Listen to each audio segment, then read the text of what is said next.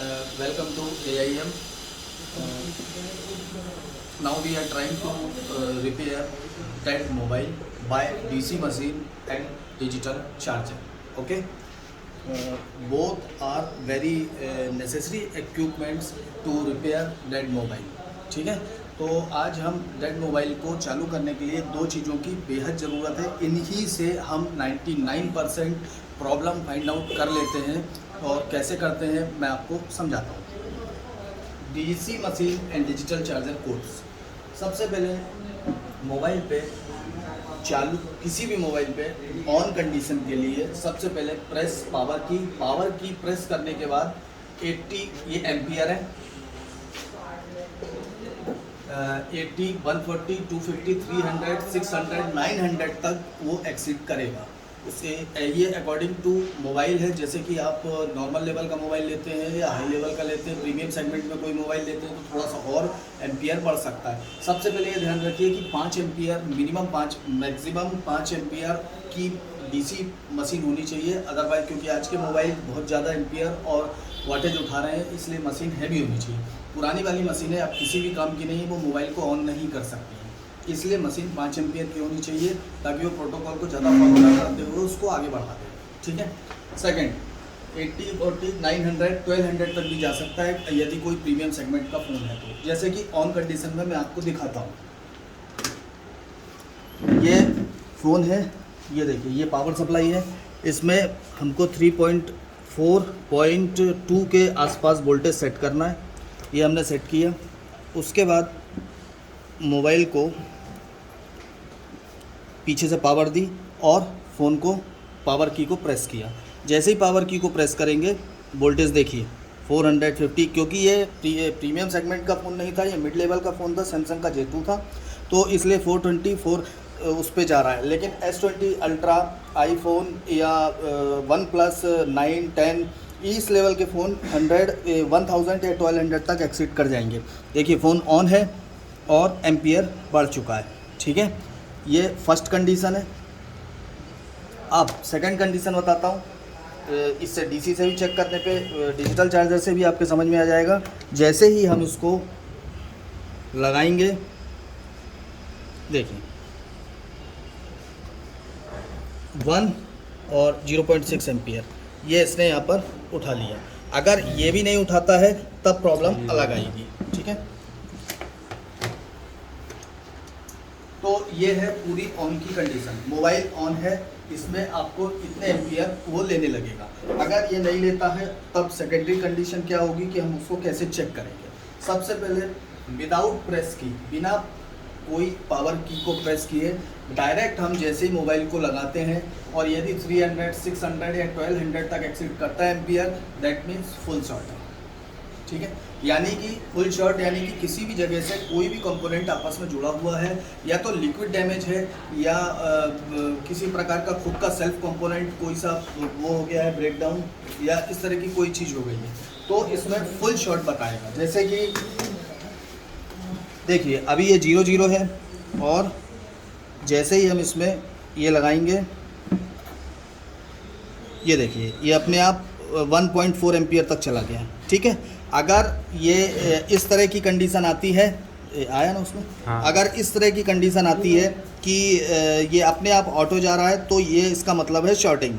ठीक है, शॉर्टिंग निकालना बहुत ज़्यादा इजी है। शॉर्टिंग निकालने में कुछ भी नहीं करना पड़ता है। शॉर्टिंग निकालने के लिए मैं आपको समझाता हूँ। 2 बैटरी लीजिए, उनके ऊपर के या तो शॉर्टिंग टेस्टर ले लीजिए आप, तो शॉर्टिंग टेस्टर मार्केट में अवेलेबल है।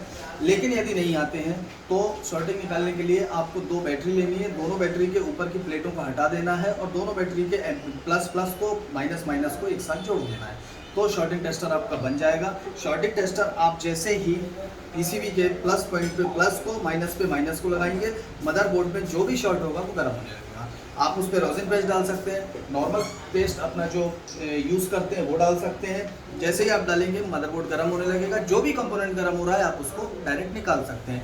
इसका एक और तरीका है, वो मैं इंस्टीट्यूट में समझाऊंगा। बाकी अभी नॉर्मल तरीका यही है, सबसे बेस्ट तरीका। ये हो गया फास्ट।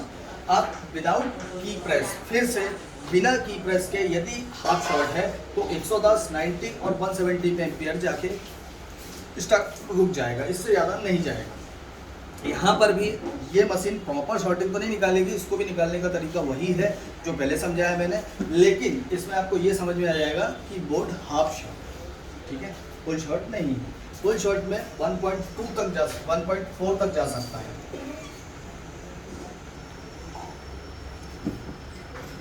ठीक है। सेकंड, इसमें 170, 110, 90 इस तरह की हाफ शॉर्टिंग में आती है। लगभग कम से कम 2 से 2,500-3 हज़ार सेट मैंने अभी तक जो देखे हैं वो हाफ शॉर्ट में यही रेंज रहती है। थोड़ी बहुत रेंज ऊपर नीचे हो सकती है, जैसा कि मान लीजिए आपने किसी उसको कोई नया सर्किट डिज़ाइन होता है या कोई नया बोर्ड आता है तो थोड़ा बहुत रेंज ऊपर हो सकती है, लेकिन ऐसा नहीं हो सकता कि बिल्कुल चेंज हो जाए। 110% यही पोजीशन आती है।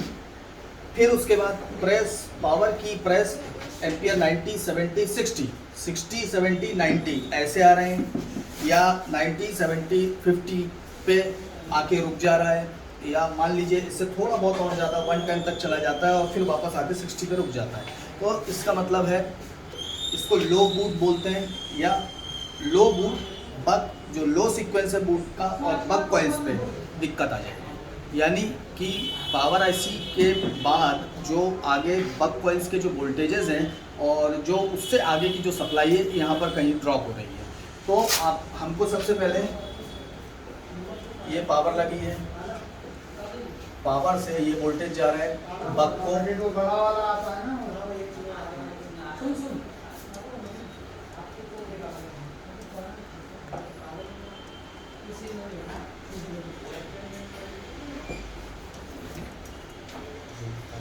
ये बक कॉइल से दिख रहा है ज़्यादा जूम नहीं ये इनके इनपुट पे आप वोल्टेज चेक करिए, इसके आउटपुट पे वोल्टेज नहीं जा रहे हैं, तो यहाँ पर एम्पियर कितने दिखाएगा लो बूट बक सीक्वेंस के। यहाँ पर 110% बक कॉइल की दिक्कत है। आप सीधे बक कॉइल के इनपुट वोल्टेज को चेक कीजिए और आउटपुट वोल्टेज को चेक कीजिए, जिसके आउट पे नहीं आ रहा हो वो बक चेंज कर दीजिए, ठीक है। ये 4th वो है।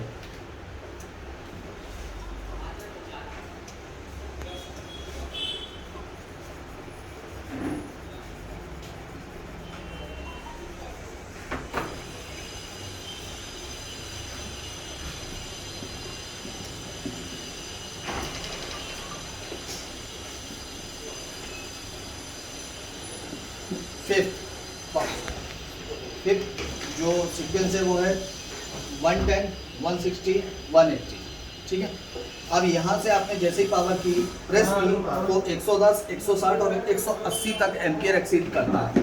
उसके बाद मोबाइल हैंग ऑन लोगो या ईएमएमसी पे हैंग ऑन लोगो हो जाता है, या नहीं भी होता है, वाइट लाइट ब्लिंक करता है, या मान लीजिए कि इंफॉर्मेशन देता है। वो तो आपको जैसे ही आप उसको उसमें लगाएंगे मोबाइल लैपटॉप पे तो वो इन्फॉर्मेशन दे देगा। इन्फॉर्मेशन में आपको समझ में आ जाएगी कि सीपीयू और वो सारी चीज़ें पावर की सीक्वेंस ओके हैं। तो यदि 160 और 180 पे आके रुकता है तो ईएमएमसी की प्रॉब्लम है 99 नहीं 100%, ठीक है।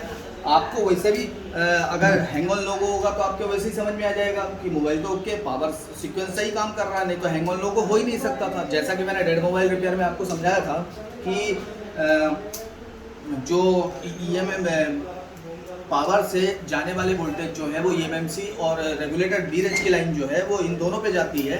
तो इन दोनों से जब ये दोनों बिल्कुल प्रॉपर होते हैं, यदि ईएमएमसी से कोई प्रॉब्लम होती है तो सीपीयू उसको एक्सपोज कर देता है डिस्प्ले पे कि ये प्रॉब्लम यहाँ से आ रही है और मोबाइल ऑन नहीं होगा।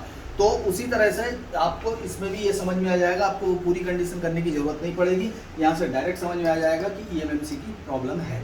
इसको चेक करने के लिए आप लोग एक बार और ईडीएल मोड पे, ईडीएल पॉइंट पे इसको जैसे ही शॉर्ट करेंगे तो ईडीएल पॉइंट पे आपको पूरी इन्फॉर्मेशन कंप्यूटर पे, लैपटॉप पे आपको मोबाइल दिखा देगा। उसमें आपका सीपीयू पोर्ट बना रहा है, सीपीयू का कॉन्फ़िगरेशन पूरा का पूरा उसमें ओके रहेगा। जैसे ही वो ओके रहेगा तो पावर की जाहिर सी बात है ओके, तभी वो कनेक्ट करेगा, अदरवाइज वो कनेक्ट नहीं करेगा।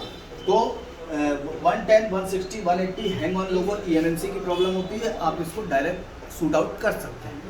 थर्ड, यही प्रॉब्लम जो ईएमएमसी वाली है ये डीसी पे भी मैं आपको समझा देता हूँ एक बार। देखिए डीसी अभी वो है हम ये इसमें EMMC की प्रॉब्लम है, अभी देखिएगा मैं दिखाता हूँ।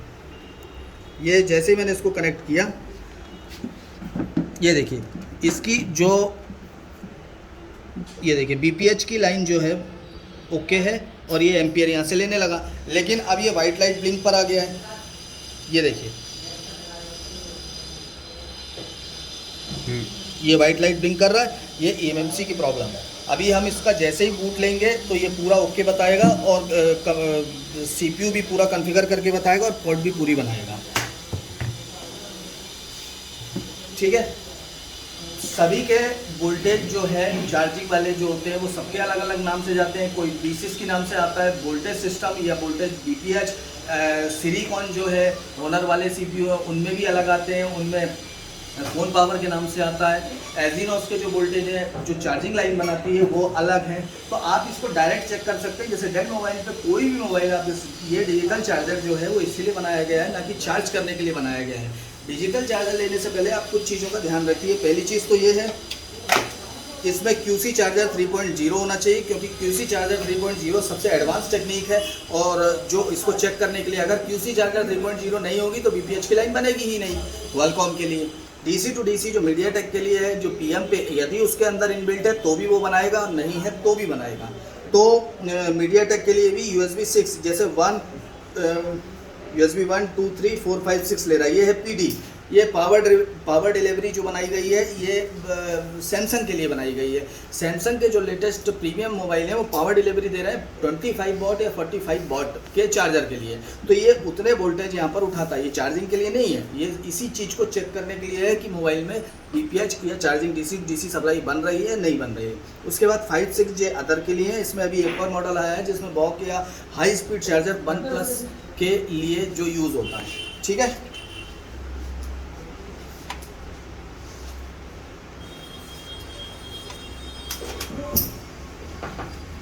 आप 6th लाइन पावर की प्रेस 0 0 0 0 0। ठीक है, ये है 6th कंडीशन। इसमें डेड कंडीशन है या तो फिर लाइन होता है। सबसे पहले ऑन ऑफ स्विच पर आप जाके चेक कीजिए प्रॉप से कि उसकी GR आ रही है कि नहीं आ रही। GR नहीं आ रही वैल्यू ऑन ऑफ स्विच पे, तो ये समझिए ऑन ऑफ ट्रैक से पावर IC तक की जो सप्लाई है वो कहीं से ब्रेक। ठीक है, तो या तो पावर पूरी तरह से काम नहीं कर रही है। जो पावर से सिग्नल आते हैं वही सिग्नल यहाँ से ड्रॉप आउट हो चुके हैं। ठीक, फाइनल तो प्रेस पावर की 0.5 0.7 0.9 ये डेड कंडीशन है, ये CPU की कंडीशन है। जैसे ही लाइन पूरी प्रॉपर तरीके से जाती है DC उसको तुरंत ऑब्जर्व करती है और उस तरह से वो डायरेक्ट वहाँ से सप्लाई ड्रॉप होके सीधे 0.7 या 0.9 पे स्टक हो जाती है। अगर इस तरह से स्टक होती है या इस तरह से कोई भी दिक्कत होता है तो फ़ोन पूरी तरह से डेड कंडीशन में है और उसका CPU खराब है।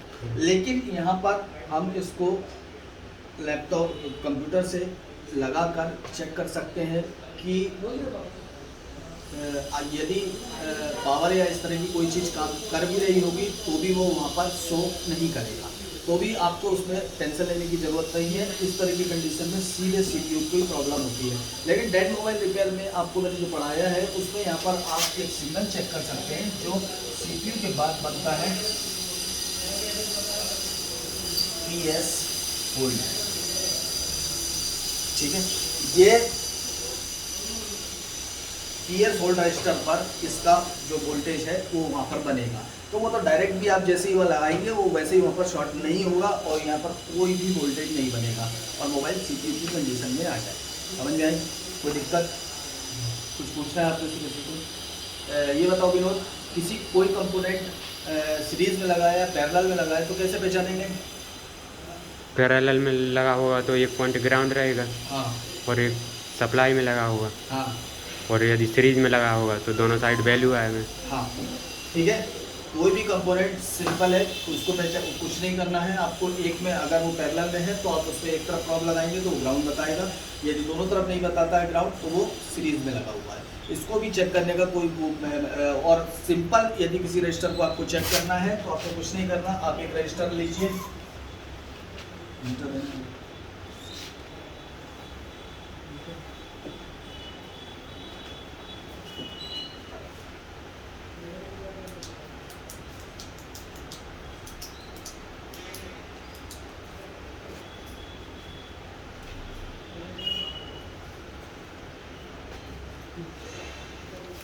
देखिए, जैसे कोई भी कंपोनेंट, कोई भी रजिस्टर है, उसको चेक करने के लिए आप सबसे पहले इधर पर रखते हैं। उसके बाद यदि वो कोई वैल्यू नहीं बताता तो प्लस, और जो प्रॉब है ये प्लस प्रॉब माइनस प्रॉब दोनों को एक साथ रखना है ऐसे, ये। उसके बाद भी वो वैल्यू नहीं बता रहा तो आप इसको बढ़ा दीजिए, इसको 200 पे लीजिए। यदि 200 पे भी नहीं बता रहा तो 2000 पे लीजिए। यदि 2000 पे भी नहीं बता रहा तो 2 के 20 के, इससे ज़्यादा नहीं होगा, यहाँ तक आपको वैल्यू बता देगा। ठीक है, तो ये नहीं सोचना है कि वो ख़राब है या किसी तरह की कोई प्रॉब्लम है। ठीक है,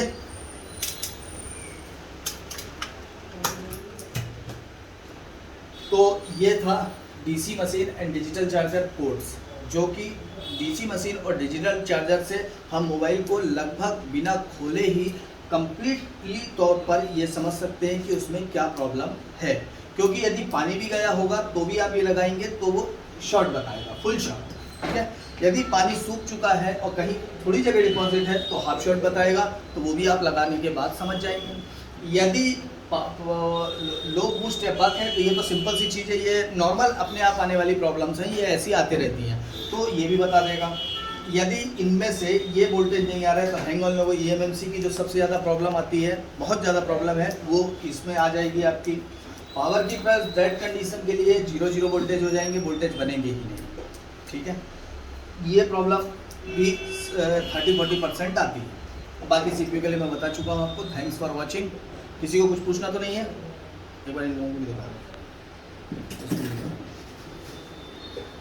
ठीक है, बस वापस दे। Thanks for watching, wait for next video.